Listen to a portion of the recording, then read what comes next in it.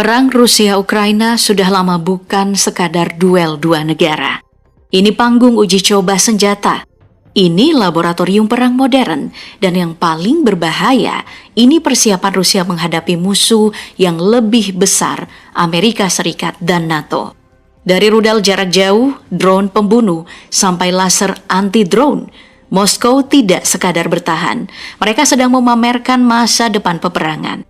Hari ini, kita akan bongkar alutsista baru Rusia yang bukan cuma ditujukan ke Ukraina, tapi diam-diam mengirim pesan ke Amerika dan NATO. Dan percaya atau tidak, yang paling menakutkan justru ada di segmen terakhir.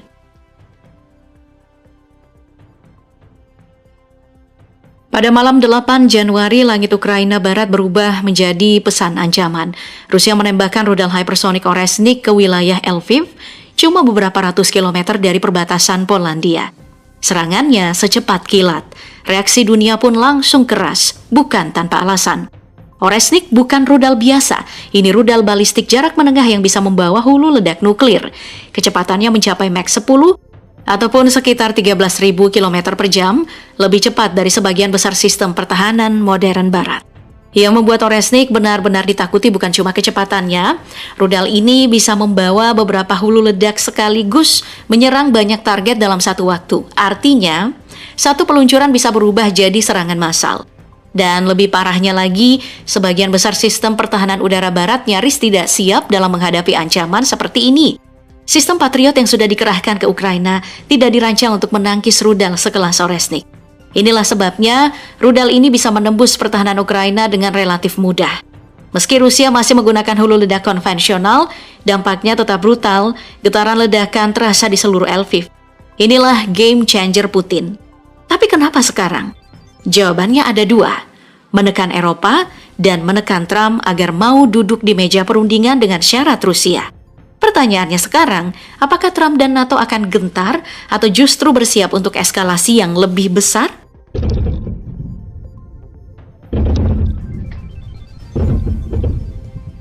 Jika belum, Rusia akan membuka kartu barunya, sebuah alat penekan baru yang berfungsi sebagai mata elang di udara. Namanya drone Predator yang dikembangkan oleh perusahaan Rusia Geron dan baru diumumkan pada Januari 2026. Kemampuannya bikin barat gelisah. Predator bisa terbang sampai 15 km, masuk lapisan stratosfer. Secara teknis, ini membuat sistem seperti Patriot dan Arrow sulit untuk menjangkaunya. Kecepatannya mencapai 550 km per jam, bisa membawa muatan sampai 500 kg dan dibekali teknologi siluman. Nah, yang lebih berbahaya, Predator bisa menggantikan sebagian fungsi satelit. Ia bisa mengawasi area luas dalam waktu lama, lalu melancarkan serangan presisi jarak jauh tanpa bergantung penuh pada jaringan satelit yang selama ini jadi titik lemah barat. Nah, singkatnya, Rusia sekarang bisa melihat, mengintai, dan menyerang dari atas segalanya.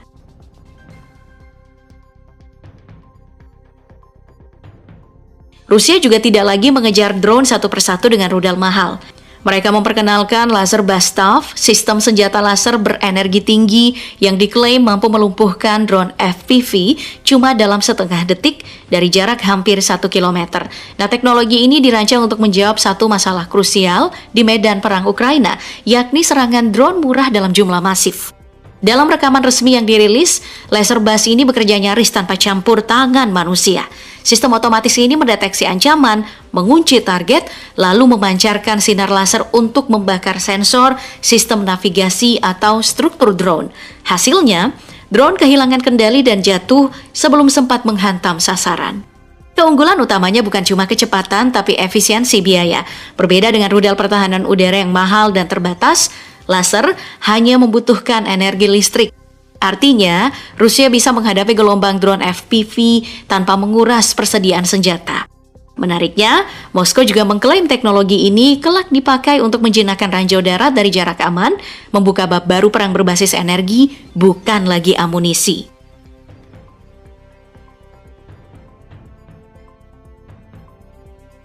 Rusia sadar, perang modern bukan cuma soal tembak-menembak, tapi siapa yang paling kuat bertahan di garis depan. Nah, disinilah Sukhoi memperkenalkan BTS VABS-76.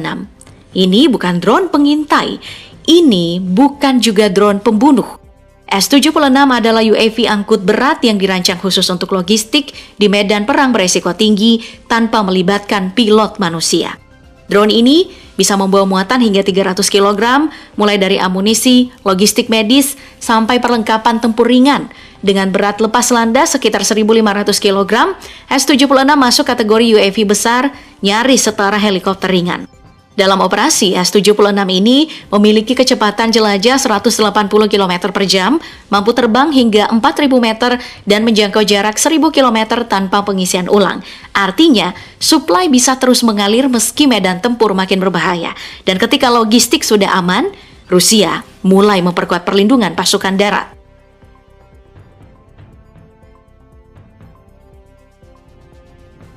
Rusia tidak hanya mengandalkan sistem besar. Perusahaan senjata KBM R&P Corp memproduksi Verba 9K333, sistem pertahanan udara main portable yang sepenuhnya digerakkan oleh sistem digital. Verba dirancang untuk menyerang pesawat, drone, hingga rudal jelajah, bahkan dalam serangan frontal.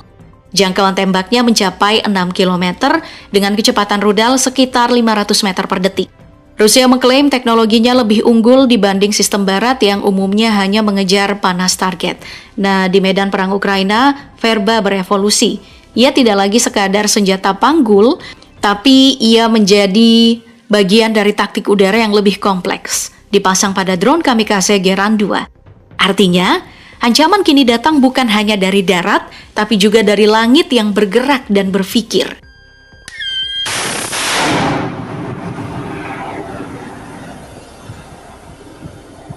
Rusia juga mengklaim telah mengerahkan drone pemburu HIMARS, pesawat tanpa awak jarak jauh yang dirancang khusus untuk melacak dan menghancurkan artileri presisi barat, termasuk peluncur roket HIMARS buatan Amerika Serikat yang digunakan Ukraina. Konsepnya sederhana, tapi mematikan. HIMARS memang brutal tapi bergantung pada satu hal, bergerak cepat setelah menembak. Drone Rusia berbasis kecerdasan buatan ini dirancang untuk membaca pola pergerakan, mendeteksi jejak panas sampai menganalisis koordinasi tembakan, lalu menyerang sebelum HIMARS sempat menghilang. Dengan kemampuan identifikasi target bernilai tinggi, mulai dari artileri NATO, radar, sampai kendaraan peluncur, drone ini beroperasi hingga lebih dari 1.000 km. Artinya, HIMARS tak lagi aman bahkan jauh di belakang garis pertahanan. Dan ketika senjata paling ditakuti Ukraina mulai diburu, Rusia melangkah ke fase terakhir, perang tanpa prajurit.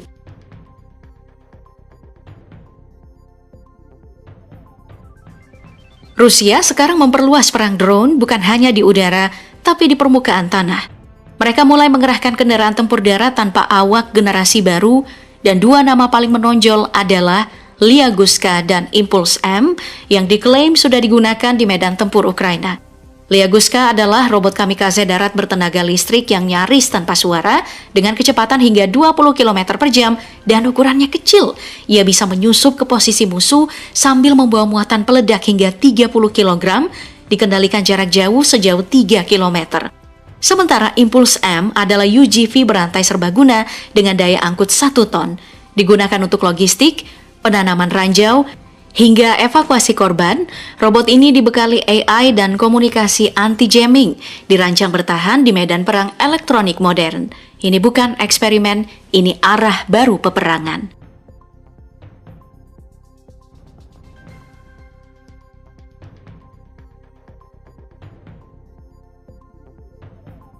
Dari drone udara sampai robot darat, satu hal jadi jelas, Rusia tidak sedang uji coba, tapi bersiap.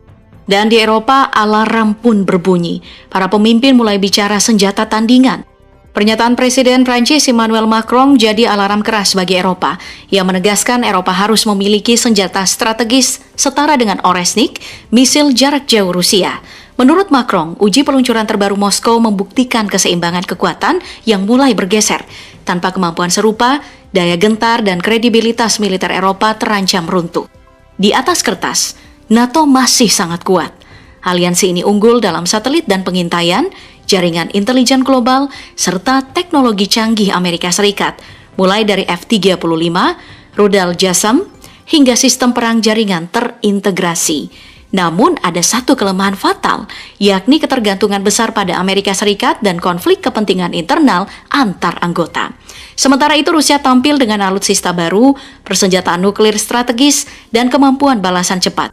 Dukungan tidak langsung dari Cina, Korea Utara, dan Iran memperkuat posisi Moskow.